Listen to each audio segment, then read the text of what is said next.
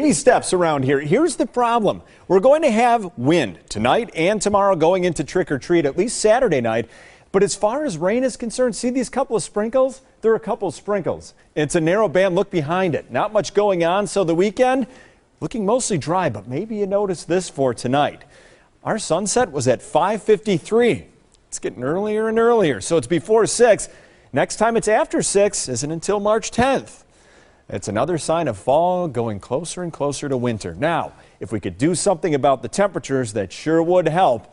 Average high should be 56, and still again today, not average. Below average, 50 in Milwaukee, but again, it's baby steps. I mean, we just had highs in the lower 40s.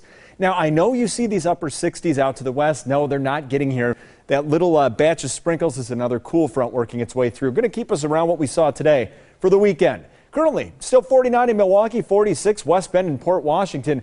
These temperatures aren't going to drop that much thanks to that wind. But it's going to be a strong wind, that's for sure. So as we go through the rest of our night, if you see a stray sprinkle, don't be surprised. But notice they're very isolated. Most of your night is going to be quiet besides the rattling windows and that wind. So here we are for Saturday. Yeah, it's going to be a bit brisk with the wind, but not really cold. It's just going to be a little bit below average. We're going to keep things right around the 50-degree mark for most of the weekend. So here we are on future forecast. Low pressure here, high pressure here. Not too far away from each other, so we have a pretty strong gradient wind. We're going to keep that going through the night. Eventually, with those tightly packed isobars, we start to bring the winds to the north and west. But still, for tomorrow, it is going to be windy going into tomorrow night. And that means if the kids have on some wings, hold on to them. They might be flying away.